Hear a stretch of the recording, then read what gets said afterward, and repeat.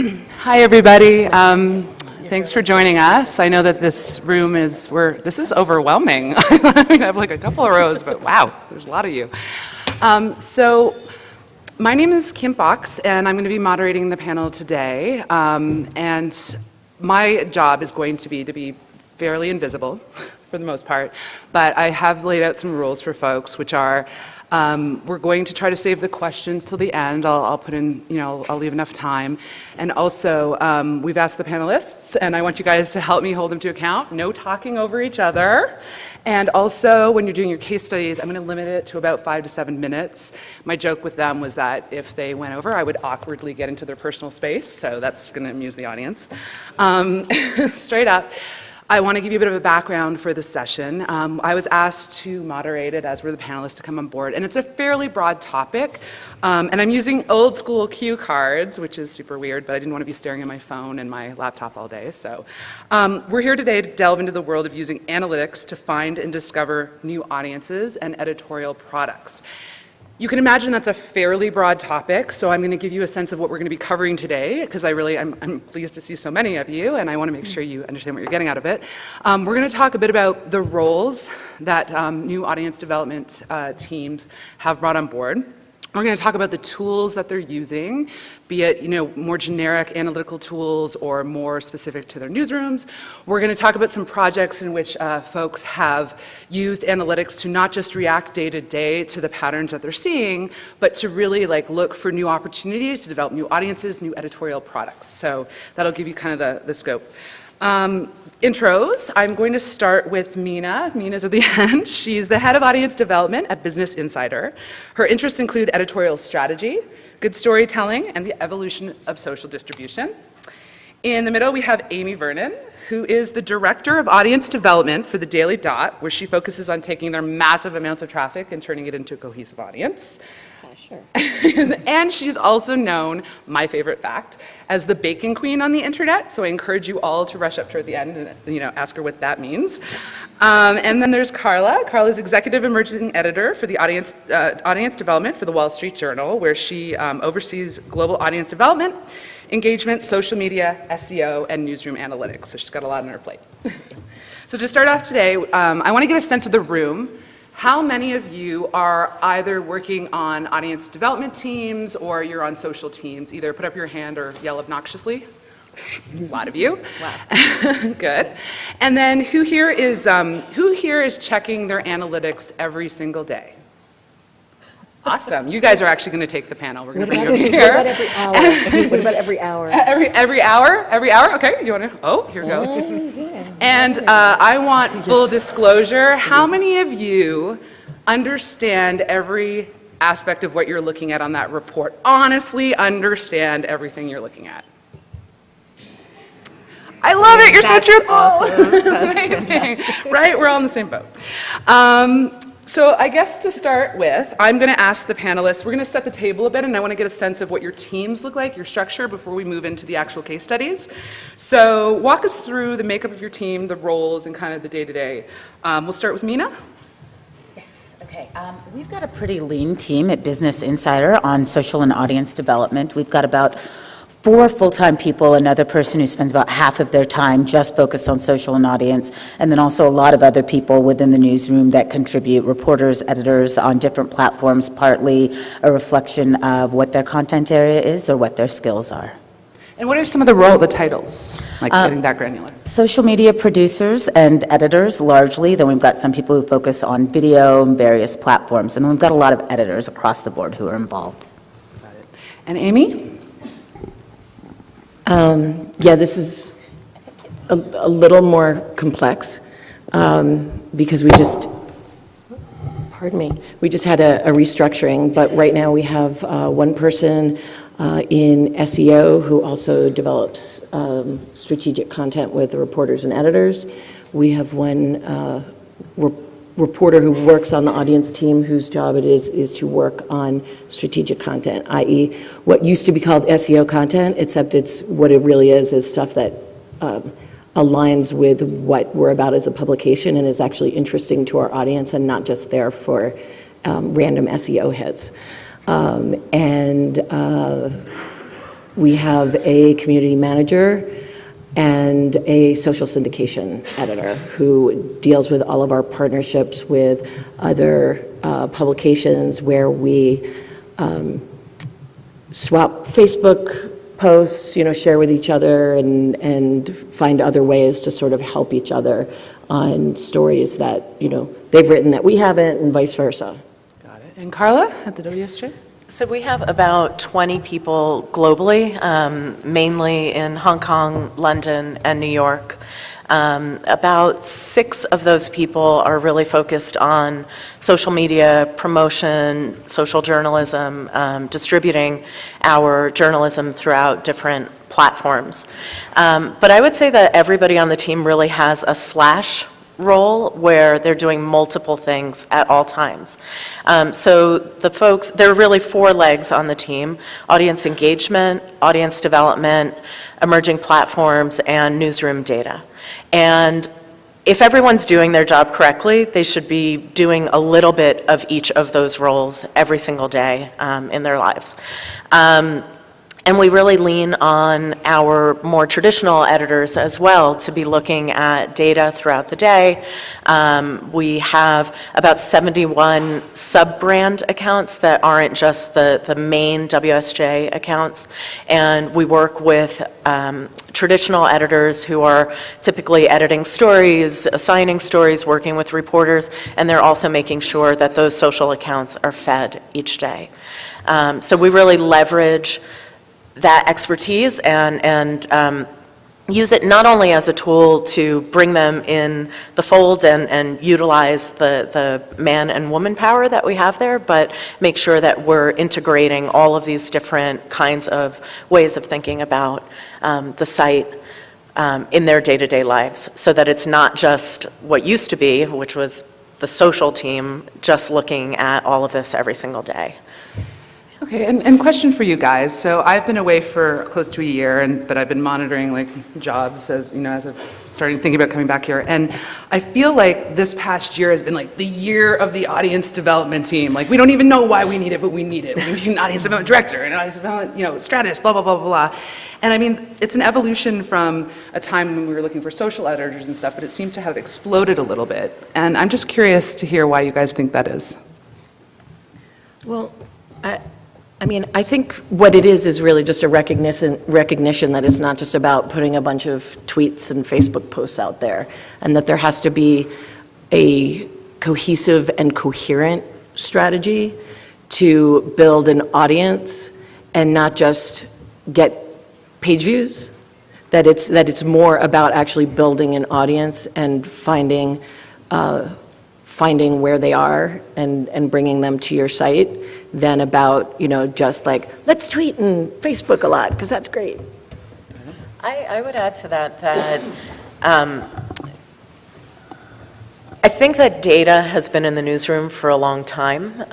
Many newsrooms have been looking at either Omniture or Chartbeat or some off-the-shelf tool. I think we're at a point where we no longer have to convince anyone in the newsroom that data is important. We're at a point where people are saying, great, so I have this data, now what the heck do I do with it? And that's where the exciting stuff starts happening. It's not the sense that I get that everybody's just thinking, well, we need to build audiences, to your point, we need to be tweeting out there, we need to blanket the entire world with our journalism. It's how can we be really smart about reaching the right kinds of readers who are going to engage with us and stick around and become really loyal, and visit our site multiple times, or really engage with our content when it does flow toward them on these different platforms. I think that we've actually gotten a really good understanding of the fact that it's not enough to just put it out there. You can't just put it out there and expect your audience to come. There's a lot more to it. And I also think that a lot of people are thinking a little bit more globally and a little bit more broadly about who their audience is, now that we don't have some of the distribution constraints that we had in the past. And, I want to dig in a bit because around your tool sets. I always like to find out what everybody's using because I'm nosy.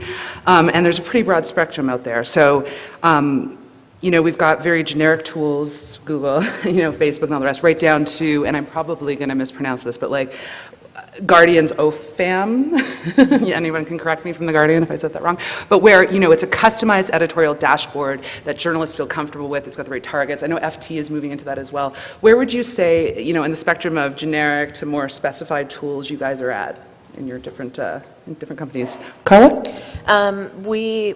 We use Omniture largely for people who are really going to go very deeply into the data. Who are those people? So that's really throughout the entire newsroom. It used to be a tool that was largely used on the business side. We introduced a newsroom data team into the newsroom last August, so it's been about a year. But we have section editors, we have people on our news hub using Omniture. That's a cumbersome tool, though. It's an amazing tool and can give you so much rich data, but it's cumbersome. And additionally, I worry often that we're all using different formulas to calculate numbers. So we've really made a push toward making sure that everybody's looking at the same numbers in the same way. We've recently introduced Parsley into the newsroom, and we're really excited about that because it's a way for us to make sure that we're all speaking the same language, that we understand what steps to take after you see certain information. But I don't want to just speak about one tool. I think that the most important thing that we're working toward is how can we consolidate all of this different information and make sure that we're all speaking the same language, we're using the same formula, but that we all have kind of one screen where we can go to and get a snapshot of where we stand in time, have an understanding of what we need to do with that data, and then take steps there. So, we could list 10 different fancy tools, but you need to find the right tool for you and then figure out how to maximize it. Yeah. And Amy? I agree with a lot of what Carla said. We're obviously a smaller organization and don't have some of the same resources, but at the same time, we use Google Analytics, but we've started using, the big problem really with any one analytics platform is that it's really hard to bring in all the different data points from everywhere. So we've been using Microsoft Power BI to pull in the data from Facebook, which, by the way, if there's anyone from Facebook here, if you could have it so that we're not rate limited when we're trying to download our stuff via API, that would be awesome. Yeah, we can download a week at a time or something. And so, yeah, anyway, sorry. So we're able to bring in, so not just the page views and the sessions and the uniques, but marry that with the likes and the reach and start putting it together and understand. And maybe something that got huge reach, we realize, if we kind of dig into it, yeah, we can see that that maybe that didn't get nearly as many clicks as something that got less reach, but it's hard to see that as a pattern. It's hard to see the patterns when you're looking in 6 different places for all of your analytics. So I think the biggest thing is to try to find the right solution for you where you can pull in all of those different data sources so you can start to see the patterns that marry each other. Because the thing that gets the most clicks is not necessarily the thing that was the most popular online, which we've seen with didn't the New York Times say that the most trafficked stories were never the most emailed ones? And I know I had folks at Mashable who had stories that had huge tweets and stuff, but no page views because all these people just automatically set up to tweet. You both talked a bit about that one view, so many data sources in that one view. Are either of you even remotely there yet? I think we've made a huge amount of progress in the past year, and bringing new tools into the newsroom and doing trainings with all of the different people who I think have kind of gone rogue in how they were pulling data from Omniture. I'm really hopeful that we will never perfect it, Yep. but I'm really hopeful that we're going to get there within the next few months. Mina? We would love to have a one-stop shop for all of our data, that would be my dream, but right now it's more of a puzzle. We look at Chartbeat, we look at Google Analytics. We've got some great data baked into our CMS. Data has always been a big part of Business Insider, so we've got that. And then we also spend a lot of time digging through the analytics that various platforms we're publishing to give us. So it's really looking at all of that, figuring out how it all fits together. And then I also do something that a lot of people in my own newsroom kind of poke fun at me about, but I'm really interested in seeing not just the quantitative data, but also the qualitative response to what we're doing. So I actually dig through our Facebook messages. And our people at BI actually give me a little bit of hope for the population of the internet. Some people are very nice. I'm amazed. You know, like we write articles on books that are quick hits for us and we change people's lives. And I try and find those stories whenever I can and then communicate them to the relevant departments, whether it's, you know, we had this video featuring a product and a lot of people have written to us about how to buy this product. It's not quantitative data, but it tells you something about what type of effects we might have on branded content should we decide to go down that route a little further. That's really interesting. You know, and Mina, that kind of leads into something that just popped into my head, which is impact. I know a lot of us are starting to talk about measuring impact and what that looks like. Have you guys played around in that space at all, the impact of your journalism? And I think to some extent, but there's definitely more we can do about how we tell that impact story, where it's not just about page views, but it's balancing so many different priorities that conflict. It's kind of interesting because our publication is a little different. It's not really, you know, like a straight news publication in the same way as a BI or a Wall Street Journal, but we had as covering the internet, some of what we cover is like memes and meme culture, and we wrote about this meme called Dat Boy, and it's a frog on a unicycle. That's it. And people got really, really pissed off that we wrote about it because obviously by writing about it, we had killed it. And, but we started actually communicating in Facebook messages with these people and slowly kind of turned them around. And we ended up with some really good scoops out of that, which was the impact of that interaction and that feedback that we were getting. We wrote about how Facebook was shutting down meme community pages with hundreds of thousands of followers with no notice and no particular reason. How one page was sold by its originator to some spammers in Macedonia. And the community completely revolted, and we had people in those communities going on the record, people who use pseudonyms on Facebook, in fact, coming to us to give us those stories because they saw that we actually understood the community. So it's like a very different kind of impact story. It's like in the greater scheme of the world at large, like was that a really big impact? No, but for that community, it was actually a huge impact, and they're a big community that we serve.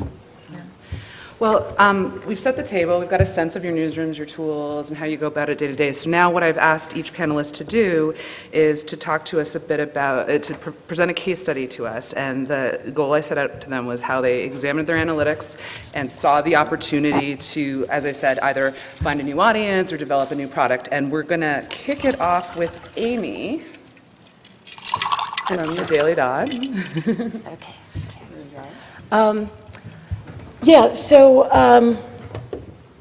as part of what we cover in our entertainment section, we cover a lot of fandoms, because there's a lot of different communities on the internet. We actually cover really serious journalism too, like WikiLeaks and cybersecurity and stuff, but sort of if you think of it as the entertainment section, a traditional entertainment section, cover fandoms, Walking Dead, Game of Thrones fandoms, communities online. And we were covering K-pop, and we never got any traction on any K-pop stories. And it's huge fandom online in the United States too. Our audience is primarily US, so we were really just looking at the US for that because that's our primary audience, and obviously we write in English. And as talking to our editor, and I'm just like, we get nothing when we do these YouTube stories, these K-pop stories, and he's like, well, there's millions of fans and they're online. We just haven't found them, and I was just kind of like, you're right. So I just started looking for I started looking at the stories, just at these stories about K-pop and where were their little blips. And I started noticing that on Flipboard, which has actually grown into a huge traffic driver for us, by the way, that we would have these occasional like, whoop, and that story was very often a K-pop story. I was like, okay. So we pitch some stories to them too, as being a publisher partner of theirs. We can pitch stories that they'll sometimes flip into their meta magazines. And every time they did that, the blip, instead of being like this, was like this. And I was like, well. So we started pitching those more. And then the result was we actually created a completely separate, outside of our regular entertainment magazine on Flipboard, we created a separate K-pop magazine. We just did this like a couple of weeks ago. So I mean, this is very new, so it's not very huge yet, but it was a way of saying like, oh, you know, he was right. There are a lot of people online who are really into this and are potential audience for us, and oh, now we found them. And, you know, before you rolled this out, how did you lay out your goals? How are you going to measure success, you know, the objectives and all that stuff? Well, I didn't want to build the magazine until I was sure it wasn't just like a couple of like odd, you know, outliers. I mean, really, for this particular thing, the measure of success was sessions, pages per session, and page views. So it's like page views was sort of the first, and it's just like, oh wow, we're actually getting people coming here to read this. But then, you know, are these repeat visitors? And kind of trying to get the sense of that. And if they're repeat visitors and they're not just all new visitors, well then there's a reason to expand it beyond just being some of the content that's in some of our magazines there. And so that's where sort of the sessions and pages per session come in, because if they're then coming and then they're also reading other stuff, whether or not it's K-pop related, those are people who you're turning into, they found us there, but they're like, hey, this stuff's kind of interesting. And that's where you're turning a visitor into potential audience. And next up, I'm going to ask Mina to talk a bit about Insider. So you guys have probably seen Facebook videos, right? No. Chances are one of the Facebook videos you've seen is from Insider, which is a brand that we launched because we are a business publication. We were doing a lot of lifestyle content on our main businessinsider.com, and we saw an opportunity to break that off into its own site and really go after a different lifestyle-focused audience group. And so that's what we did. We created Insider, and it first started as a social-only publication. So it was simple. It was just a Facebook page making a lot of native videos, and at first, for a long time, it was primarily video-focused. And now it's got a website, 12 Facebook pages, a Twitter account, and 8 Instagram accounts, and a Snapchat account. And we've got huge audiences. I mean, every month when I pull our numbers, I look at it, and we've got, you know, more than 20 million Facebook followers, very high interaction rate among those followers, tons of comments. I'm amazed at how often we're seeing things go viral just completely organically. One of the things we saw with the brand was a lot of success on LinkedIn, and you'd think, how are you going to have success on LinkedIn when a lot of the content is about, you know, the cheese you've got to eat or the cliff you've got to dive from and things like that. We've also got a lot of innovative content where it's, this is the thing that's changing, you know, how your broken leg will heal, or, you know, wheelchairs of the future. People were finding them and putting them on LinkedIn, so much so that LinkedIn wanted to talk to us about what we were doing. And it was just simply, we're putting our content out there. We're putting good content out there, and we were able to find a great audience that respected the content, wanted to interact with it, and really siphon off a new opportunity. You know, at what point did the company start taking a look at analytics and saying, okay, this is something we got to go all in, we got to delve in and develop it? Like, at what was that decision point? From day one, this entire project was very much a data-driven effort. It was looking at, let's put things out there. Facebook is kind of our test environment. We also had the businessinsider.com, and we put some content out there. So we tested things out. We were very broad and very experimental, and from day one, it was looking at click-throughs, looking at comments, likes, shares, engagement rates, things like that, and trying to figure out, are there certain patterns we're seeing of things that really work, things that don't work? What kind of insights can we glean? And what can we learn from publishing to social that we can use to really influence how our website's eventually going to look. The Insider website just launched in May, and Insider's now a year old. So for 9 months, it was essentially, let's gather as much data as we can from social platforms and also the URLs that we've got on the businessinsider.com and see really how we want this product to look. And it was a great way to have a test environment that did give you a lot of data so that you could figure out, well, maybe these are the stories that I'll focus on, maybe these are the approaches that I'll take. And I'd be remiss to not jump on, I don't know how many of you guys have seen the Digiday article about Business Insider and their use of Line and the crazy success that you guys are having in the last couple of weeks. Can you speak a little bit about that, how that came about, and also maybe some of the challenges when you're working with a third party and you don't maybe have all the specific data points that you need? How do you then go and measure, is this meeting our business objectives? Is this meeting our editorial, objectives? How do, talk a bit about that? So we've only been online about 2.5 weeks, so we're still fairly new there. Yesterday we had around 250,000 followers. I haven't checked today yet. But when we were looking at Line, we were looking at a couple of things and a couple of other publishers. One thing we saw is the Wall Street Journal. So we saw the Wall Street Journal come online. We saw CNN. We saw The Economist. We saw Time. We saw user numbers getting to a level where we really needed to pay attention. So how many of you here, sorry, in the audience, are familiar with Line? Hands up. Can you let them know what it, I just had, at a moment, I don't want to sit here and talk about this. So Line is a messaging app that really gained a lot of traction after the earthquake and tsunami in Japan in 2011, and now it's an app that's got a lot of different functionality, e-commerce, things like that. You can do live chats with like 5,000 people. You can also have a publisher presence on there, which is what we've been doing.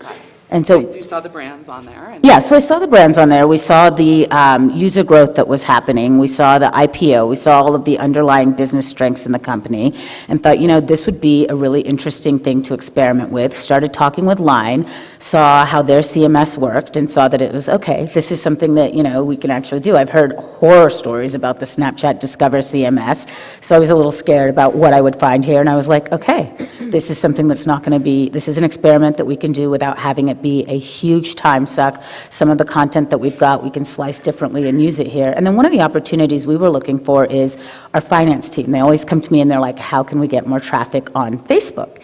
And one of the things that I've worked at a lot of different finance brands, and I've found that finance is some of the hardest content to make sing on Facebook because you're competing with Bloomberg terminals, Reuters services, and a whole lot of very expensive and very functional pay services where people are primarily getting their information. So we looked at Line, particularly its international audience base, and said, is there a way that we can really use this to drive traffic to our finance content, knowing that the entire world is interested in what we're doing and seeing the growth that Wall Street Journal had because it was one of the strongest brands.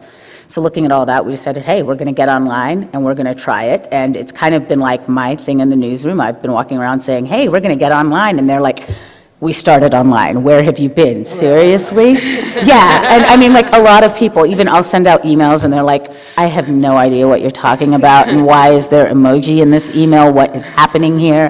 We've been on the web, what are you doing? So it's really a very small team. I've got somebody on the social team who's been helping with it, and then I've enlisted a graphics person. Basically what I did is I went through the newsroom and I said, who uses Line? And I found 2 people, plus myself, and there was a guy on our biz dev team. He was my first Line friend.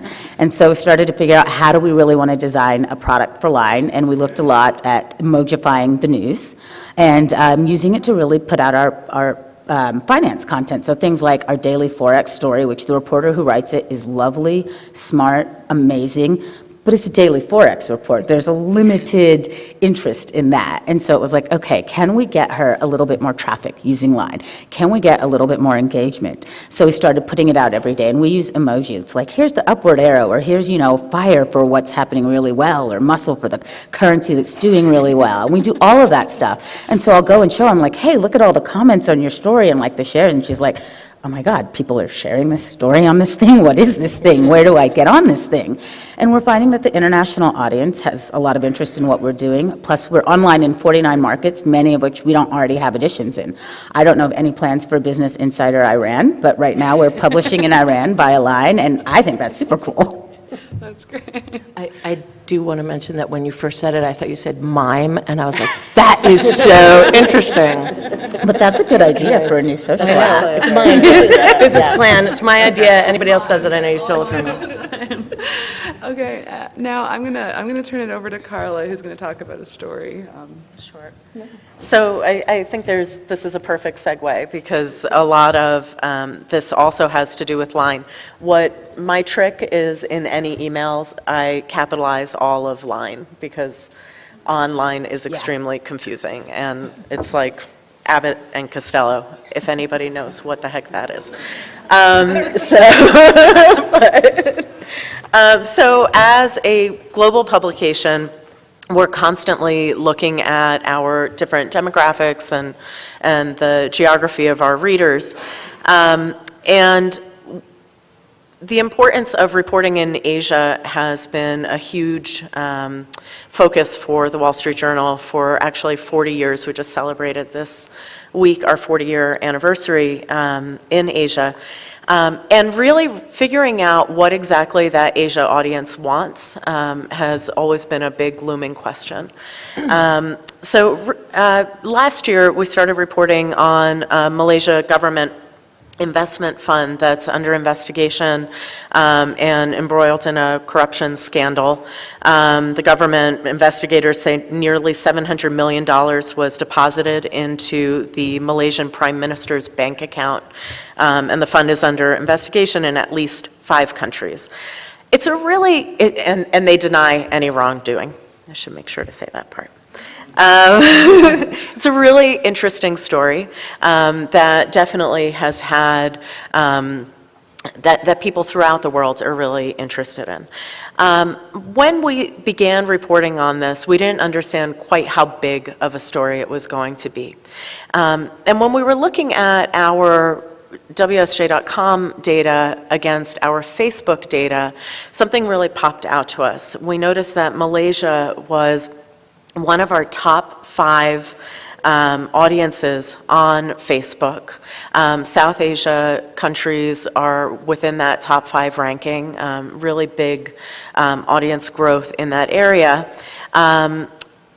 And something that's interesting about that audience is that all of the countries that are within that top 5 ranking, which I'll go into in a moment, all rank very low in terms of the World Press Freedom Index. So their ability to be able to get information about their countries within their countries.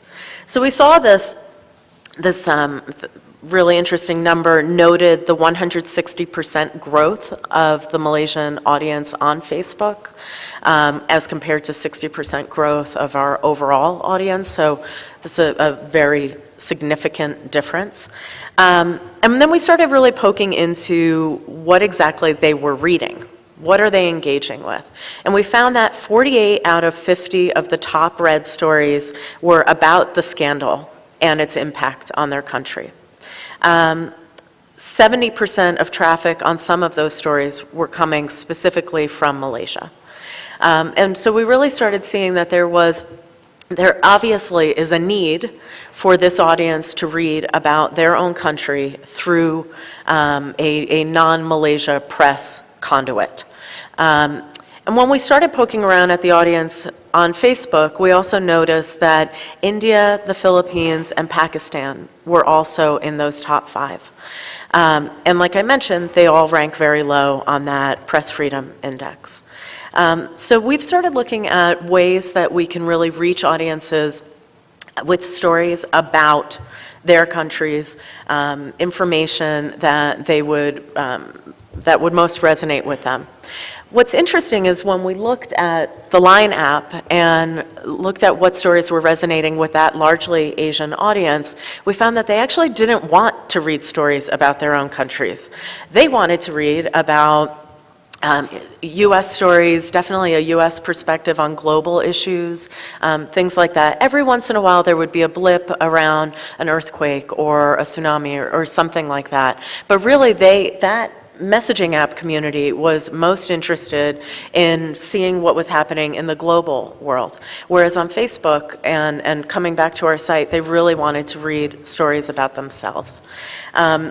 So something that we've done is basically said that, I won't go into the full thing, but we've really done a lot of work to understand when the best times are for us to be publishing our stories for the majority of our audience. And that typically comes down to publishing during East Coast times, the kinds of times that you would think.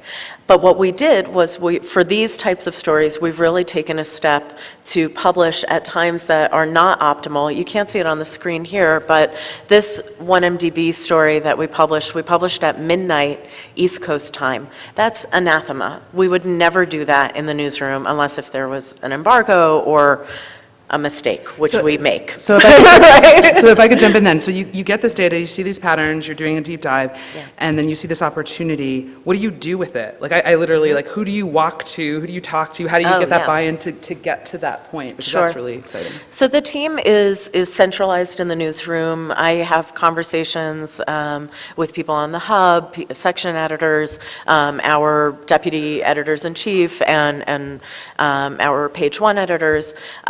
The team is in constant communication with the relevant editors throughout the newsroom. We have shared Slack channels where we communicate all the time. That's been a huge move for us. We introduced Slack just a few months ago, and I can tell you the ease in which we're communicating with one another is huge. That not only are we a global publication with just under 50 bureaus throughout the world, the newsroom in New York is multiple floors, editors all over the place. It's very difficult to be in touch. So a tool like Slack is huge. So you get this data, you communicate it out to folks, and is it just like, hey, this is what we're seeing, and this they is what we're react, seeing. or? We're creating. They definitely react. And we create a game plan. We say, for enterprise stories, these are the optimal times that we're going to publish. This is the engagement plan where we're going to push these stories.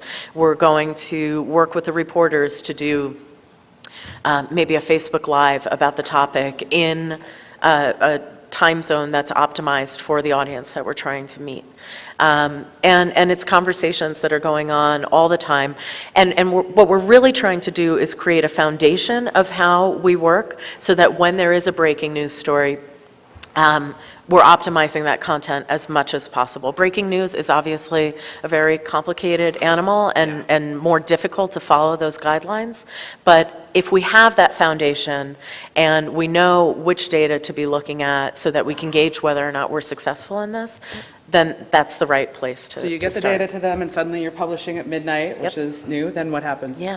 So then we're tracking to see whether or not we're reaching the audience that we need to, that we're leveraging like I said, this is not a time when the majority of our audience is online. So we're experimenting with that and making sure that we're not shooting ourselves in the foot. We're tracking to see how that travels throughout different social media tools, and experimenting. Like I said, that story might not do as well on the Line messaging app, but it's really doing well on Facebook. But you could potentially start driving your right. editorial to those folks That's and moving right. that through the data. Exactly. That's great. So I guess, the next question I have is, there's a natural tension, and I think we all feel it, between business goals and editorial goals and using these analytics to kind of meet them. I mean, how do you guys in your roles and your teams make sure that you're looking to prove that what you're working on is successful, both from an editorial and a business, business perspective? And maybe with Carla, you have a unique challenge because, you're trying to get conversions to subs, I'm guessing, in some of the conversations we've had. So how do you go about that using the tool? Carla? Yeah, sure. I think it's really important, like I said, to have that foundation where you have a plan that you're executing, everybody's on the same page, and we understand what the different levers are that we're going to pull. But feedback is the most important thing. And I would say, I think making sure that that feedback loop is not only going to the top executives in the organization, reporting back to them on how a series is performing or what kind of audience reach we've had.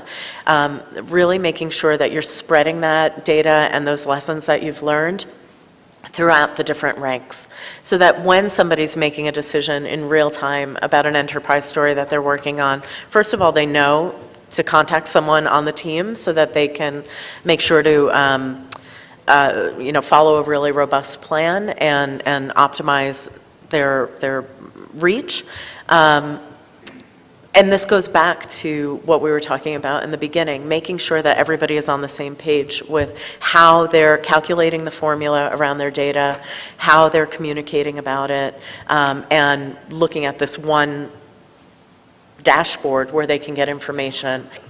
All of that is a communication challenge, and also I think one of the most important things that you have to do, not just in the newsroom to make sure that your stories are reaching where you need to go, but making sure that you're aligned with the business side goals and making sure that they understand what you're doing. What about you, Amy?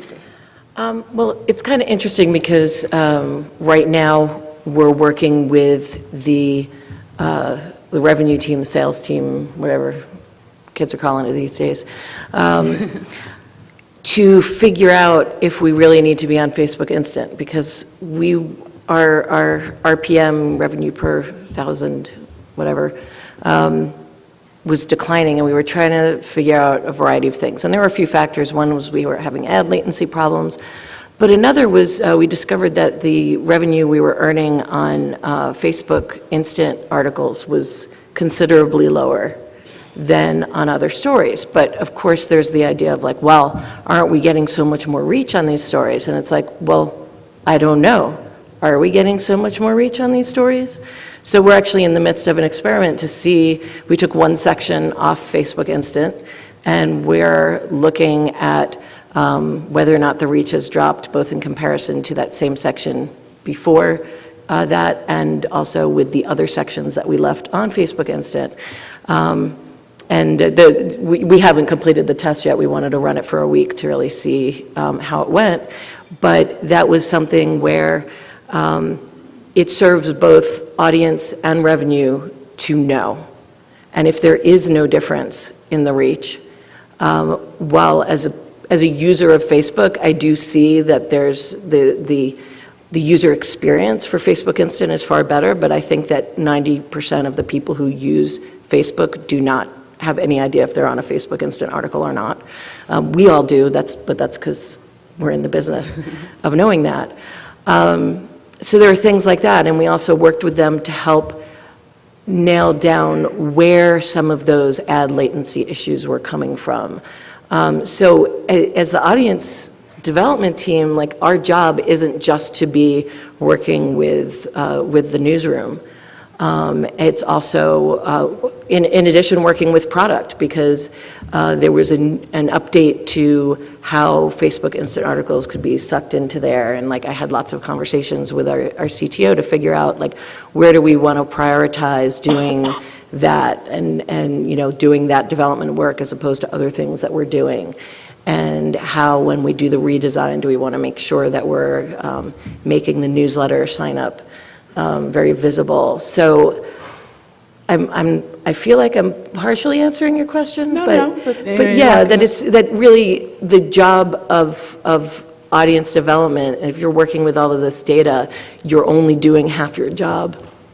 You're only doing half your job if you're focused completely on page views and traffic and how your stories are doing, because all of this data can be used by literally every single department in your organization, and to make everything more efficient, to make more money, to make things flow faster and better. And I'm gonna throw a question out there. I have been talking to a bunch of folks who are attending the conference and asking them, what they like about the different sessions and what they don't. And some of the folks that come from smaller news organizations or newsrooms are like, it's really great to sit there and watch large organizations talk about some of these topics, but they have tons and tons of resources. I'm sitting in, X place, and I've got one person or two people, and it's really, really hard. When I return home on Monday, I'm inspired, but to actually make something meaningful happen. So I'm going to throw a question to each of you, and that is, if you could recommend one or two kind of low resource, high impact, the dream things that somebody could do on Monday when they get back to either develop a new audience or start to play with their data a bit to do some of the stuff you're talking about, what would it be? So maybe let's start with Mina. So I'd say the first thing is to figure out what audience you want to go after. I would take a look at your content and say, who is that obvious person that I'm not reaching? And then take a look at your data and see what that tells you. And I think the first step of developing a new audience is to figure out where is that audience and who is that audience, and don't always compare yourself with everyone else. Your numbers are not necessarily going to be the same, and the success metric for you might be a lot different than it is for a larger publication, and that's okay. That doesn't mean that it's not success, even if it's at a smaller scale. Amy? Honestly, I would say like Google does lots of free training on Google Analytics, and there is so much data that is useful in there that if you don't feel like you understand all of the data that's possible in there, it's just like take one of those free trainings from Google on Google Analytics and really start to understand what's in there, and learn to love spreadsheets. What kind of, Spreadsheets are awesome. Especially the ones you can automate. but what little areas do you sniff around other than the page views and the time on site? Like I'm not going to let you off. No. Do you know? No, it's a fair question because I look at devices, what devices and OSs that people are coming, whether they're coming mobile or desktop, and what times of day that changes. Like in the morning, I'd say probably about 30 to 40% of our traffic is desktop, but the rest of the day, it's like 60 to 70%. Well, actually, no, it's like 75 to 80% mobile. And because there are different things you can do throughout the day, there might be some things you're doing that are a little more optimal for desktop or a little more optimal for mobile, and you can just use that information to sort of figure it out. I teach at NYU. I used to teach an analytics class there, and I basically said, like, a lot of times these spreadsheets and this data are like those pictures where there's all the dots and you have to like unfocus your eyes, and then all of a sudden you see the horse in the middle of it. And like, that's really what it is. It's like you need to just sort of almost unfocus, like stop looking for something and just sort of look at it, and those patterns in there start to emerge. I love that. And always know what question you're asking, because the data will always give you the right answer. But if you ask the wrong question, that right answer does not help you. And Carla? I mean, I have a whole list of tips that maybe I'll take a photo of my retro notes here. I love that we're and, all and on post paper. that. Yeah, I was Pages like, of this them. is not going to work. So I'll share some of those. But I think I'm going to take, I'm going to answer this with a really touchy-feely kind of answer. Data can only give you one piece of the answer. If you're not thinking about what those numbers mean in terms of the actual human beings who are behind those numbers, none of this means anything. So for us, when we were looking at different published times, it became really clear to us that the Wall Street Journal is a big draw for the workday audience, right? So thinking about what they're doing at their desk and how we can meet their different needs throughout the day was really important. So thinking about what does that CFO in the middle of the country need each and every day, and how can we meet those needs? But then also really thinking about what they're doing after the workday or before the workday to also meet their needs there, and really thinking about what does that person want to read when they're on the treadmill at 4:30 in the morning. what is it that they're looking at as they're preparing for their week on Sunday when So, like, they're on needs their to be iPad? met, right? Yeah, and I think it's a lot of what Amy was saying. Looking at device type was huge for us. Understanding that there was a blip of traffic and engagement on Sunday nights. I imagine those readers preparing for their weeks, their week ahead. So looking at that, and then the other thing that I would just say really quickly is, don't run away from the anomaly that you see in the data. In both of our examples, it would have been very easy to say, oh, that's strange that that blip happened, or that there's this big audience here, and then just kind of move away from it because it doesn't actually fit the narrative of the rest of your business model or the plan that you've enacted in the past. Really dig into those numbers and try to dig into the deeper patterns and figure out what's there.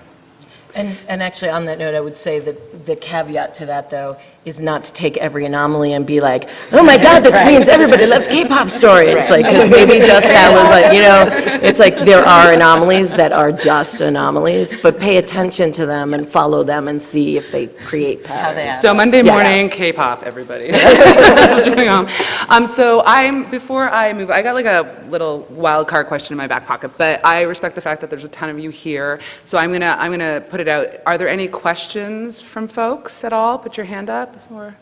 There's one up here, and there's one back. Okay, sorry, you're gonna have to. Sorry, John.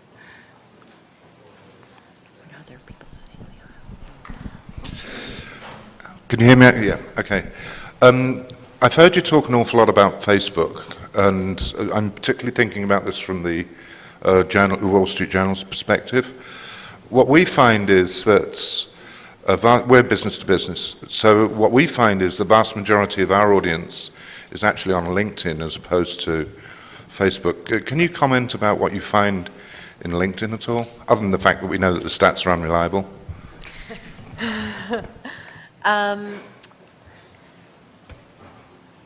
LinkedIn would seem to be a very natural fit for the Wall Street Journal. What we have found is that there are certain key topics that perform very well there. But it's not necessarily the driver that it might be for traffic coming back to the site. And this has been documented. I'm not saying something that hasn't been talked about before.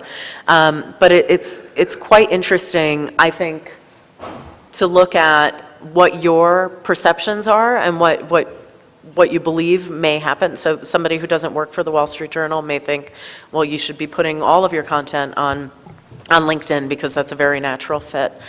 We've run a lot of experiments to see which different types of stories perform best, and we attempt to optimize that on that channel.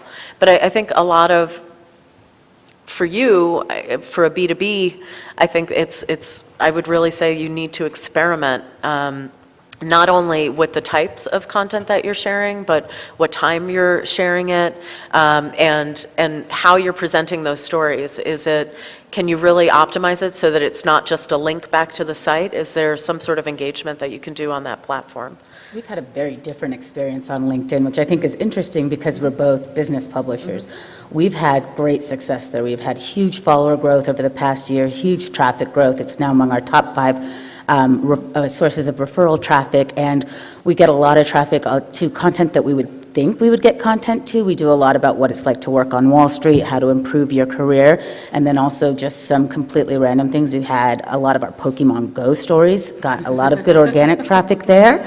And then a lot of we put a lot of standalone graphics and things like that that do really well there. And it's been a huge source of traffic and engagement. We started putting up standalone graphics. And we also had a few Facebook Live events that we did that were branded. And they were kind of more B2B about aviation industry or things like that. And to me, it was like, how do I get people to really watch and engage with something about like the deep tech changes in aviation? This isn't your naturally visual topic. So I'm like, all right, well, let's give this a try on LinkedIn. And that was probably the most engagement we got on a promotional post. And so we found a lot of our B2B type content, and particularly those Facebook Lives, all of them get promoted on LinkedIn now because that's where we find a significant audience. And there was a question up here, I believe. Yeah. Oh, there's a question back there. Sure. We'll get to you. Yeah. Yeah, hi. I'm wondering how, if you can speak about how video is fitting into your audience development strategies, and are you trying to build an audience specifically for video, or are you using video to build audiences elsewhere in your business? Any insights? For us, it's primarily been a way, particularly with Facebook Live, to build engagement on our Facebook page, which, sort of the high tide lifts all boats.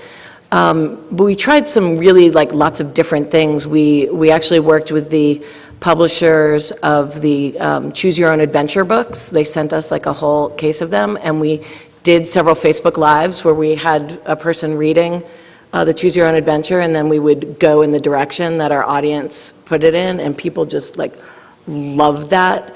We've actually started to move more into doing some Facebook Live around our e-commerce content, almost turning it into a QVC type thing. And again, people love it. If it's the right stuff for the audience, our audience is very into, as I've mentioned, a lot of sci-fi and fandom stuff. And so we're not just, doing mops and brooms or anything because they don't care. But so we're using a lot of video around that, and in addition, we have a series that we've created called The Geek Awakens, and it's one of our staffers who grew up watching sports movies with her dad, and so she never saw Star Wars and The Matrix and all these other movies. So she watches them, and she actually just did a comment show, which just did gangbusters, because it was just, she was reading and responding to a lot of the comments that people had. So for us right now, and actually that web series ended up with, because we did Ghostbusters and it was just a coincidence, and we ended up with a 4-episode, or maybe it was 3-episode Coca-Cola sponsorship around Ecto-Cooler, which was being re-released around the same time as the new Ghostbusters. So we found ways to not only build engagement, but they've actually been revenue generators. The dream. Well, I think that's the biggest thing about video is there are so many revenue opportunities. You look at Facebook testing out mid-roll ads, you look at Twitter Amplify program, and you see that it's not just a way to get our content out there, but also a great way to bring money back. We just launched vertical video on WSJ.com, and a lot of that effort just organically grew from the work that we've done on Snapchat Discover in the past year, where we found that a much younger and surprisingly female audience is really engaging with our core business coverage on that platform. So experimenting with vertical video on Snapchat, thinking about how we can make sure to bring that audience back, a largely mobile audience, obviously, bringing them back to the site and optimizing there. Facebook Live has been a big space for us as well, really understanding that an audience is hungry for news analysis, not necessarily information about what's happening in a breaking news situation, but taking a little bit of a step back and letting people know this is why it matters. This is why you should care about this story. You're in the US, why does Brexit matter? Giving those kinds of things, as well as tech reviews or ways that people feel like they can interact with the news a little bit more. But it's interesting because I think that what works on social platforms for video isn't necessarily what works on the site. So really thinking about how we can leverage the great journalism that we're doing on the site and thinking about it for those different platforms is huge. I like to refer to that, oh, hey, everybody. I like to refer to that as social programming, right? It's almost like you take a programmer's mindset, television programmer's mindset, and think about, okay, what does this look like for the different platforms rather than the dump. Do we have time for one more question? Yeah, I think we do. Okay. Can you talk a little bit more about the Malaysian coverage, what you learned about the people who are coming? Are they expatriates? Were they subscribers? Are they new visitors? What else they looked at? And then what was the outcomes? Did you see an increase in reader revenue? Were there ad strategies around it? Anything else that you learned that you're able to share would be fascinating. It's a very tough question to answer, and we can maybe touch base afterwards. Some of it I just literally can't share in a large group, but and there are limits to data. it's really difficult, especially with a mobile audience, to track subscriber behavior, to see if it's the same unique visitor who's visiting on all of these different platforms. So that's something that we're definitely working on. The business side question is probably the toughest nut to crack for a subscriber business. Audience engagement doesn't necessarily translate into revenue. That's probably not a surprise to anyone. As I'm saying that sentence, I'm amazed. But we could talk a little bit afterwards. I know that one more. Okay, I'm being told one more question, and then we'll wrap it up, guys. I'll keep it brief. So my name is Patrick. My company is called Native. We do A/B testing for content on social, and we work with folks like Refiner29, Refiner29, Huffington Post. So my question is around audience testing. We've been focused on content testing on social, and we've seen some really good initial results with pairing that with audience testing as well. So which target segment is resonating most, and what type of messaging works best with them. Could you speak a little bit to what level of audience testing your teams have focused on in a social context? Does anybody want to jump in on that one, Nina? Yep. So we basically spent the summer conducting an A/B testing experiment to figure out what of our assumptions hold true, what can we really find out about what really works. For this particular experiment, we focused on Facebook, and we used all three of our brands, Tech Insider, Insider, and Business Insider. We tested captions, we tested images, we tested teases. We only tested one element at a time, and we did something really simple. We used Facebook's Power Editor for this test, and I worked with an intern that we had for the summer who was really interested in A/B testing, and we spent the entire summer testing out this content. Then we took all of our results, made it into a pretty digestible couple of sheets document, and the one thing we found is a lot of our assumptions didn't hold true, and that was one of the things that, I sent out this email to a lot of people, and this was probably one of the emails that I got the most response on, because people were like, I knew it didn't have to be a one-word caption, I hate those, and now I'm right, and I feel vindicated, or, I told you people to use more white space in your photos and quit cluttering things up. So it was really great. And then a lot of people who were thinking, no, I am right, I have heard this is what I know, would look at the data. And I actually released the full data set to anybody who asked. And so they would look at everything, and they got all of our notes on it. And I thought that was actually most insightful, because they saw exactly why their assumption was wrong. And that was the best way to learn about our audience. And something like Facebook's Power Editor is something that a lot of us can access, and it's a great way to do A/B testing if you don't have access to other tools. But there are a lot of vendors who also have A/B testing tools, and it's worthwhile to put the time into it. A lot of people wondered about that when we did it, and when they saw the results, they were like, okay, you didn't waste the summer. Anyone Great else? job. Did either of you do? We actually are just about to embark on A/B testing, also using Power Editor for some of our e-com posts to figure out, is it best when we use actually a price in the headline, or if we use a percentage, and a lot of different, just like, and what's interesting about it is that for like that kind of stuff, it's very, there are very, only a few different things you can really A/B test, so it makes it a very easy thing to sort of look at, and also figure out the efficacy of that model of A/B testing to see if that even works. Okay, well, I'm gonna wrap it up because I want to make sure you guys all get lunch. But thanks so much for coming out. I really want to thank. It's been such a privilege to work with three such smart, awesome ladies who have made me laugh a hell of a lot in the last couple weeks. And thanks for sharing your knowledge. And if you guys have questions, feel free to approach them afterwards.